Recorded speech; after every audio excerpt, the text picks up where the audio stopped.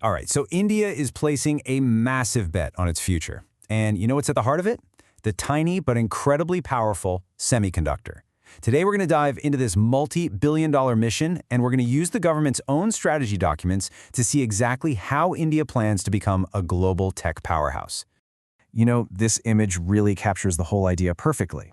This isn't just about building a few more factories, it's a planned revolution for the entire nation. The goal here is to literally leapfrog from the traditional assembly lines we all know, straight to the kind of high-tech, automated manufacturing that's going to define this century. So, in this explainer, here's what we'll break down. We'll look at the big picture ambition, then we'll zero in on the core semiconductor mission itself. After that, we'll see how it all connects to a much wider tech ecosystem, figure out what's needed to power it all, and finally, look at how success is actually going to be measured. So, first up, what's the real driving force behind this enormous investment? Well, it all ties back to a central national strategy. And here it is, the core philosophy, straight from the official documents. The vision is Atmanirbhar Bharat, which means a self-reliant India. You know, in a world with supply chains that can be pretty fragile, the goal isn't just to use technology anymore. It's about controlling its creation from the very beginning to the very end. Okay, let's get to the centerpiece of this entire strategy. We're talking about semiconductors, the electronic brains inside, well, everything. Every modern device, from your phone to your car, relies on them. For the 2026-27 fiscal year, the government is kicking off a brand new initiative with a budget of 1,000 crore rupees. Now that's about 120 million US dollars, and it's dedicated only to what's called the India Semiconductor Mission 2.0. So what is all that money actually for? Well, the official mission statement is crystal clear.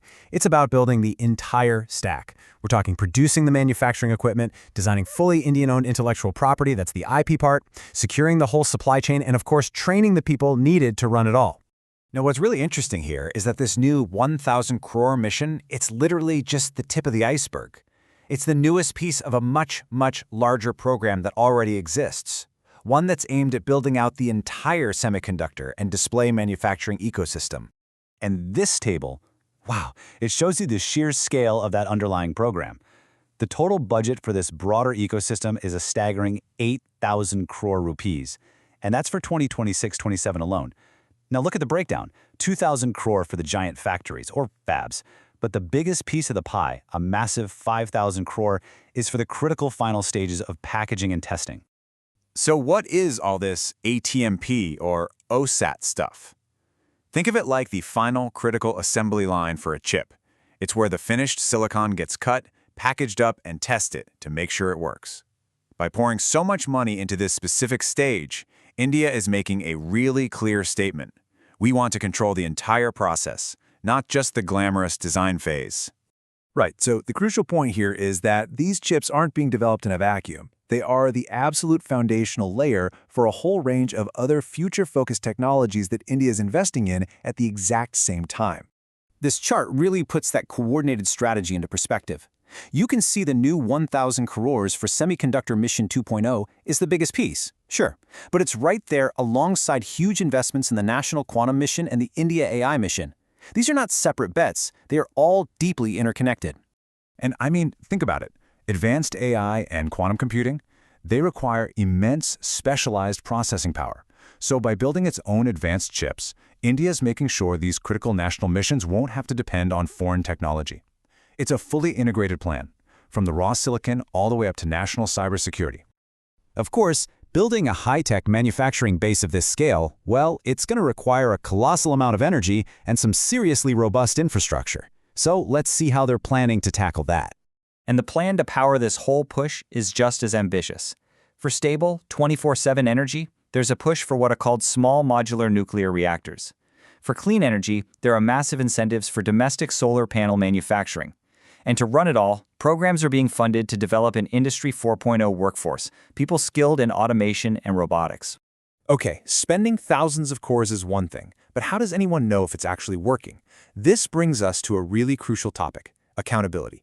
And the government has a specific framework for measuring success.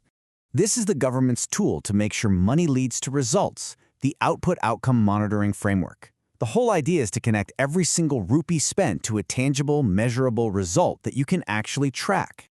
So, here's how it works. An output is the direct product of the spending. You can think of it as, what did we build?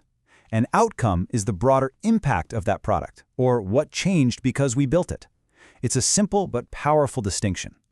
Let's make this real with a quick example. For the semiconductor program, a key output target is simple. Support the setup of one new fabrication plant, but the outcome, that's what really matters to people, is to generate 1,500 direct jobs from that single factory.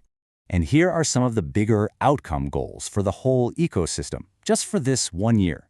The targets are to generate 15,000 crore in new investment, create 4,500 direct jobs, develop 10 new pieces of Indian-owned IP, and support 30 different chip design companies.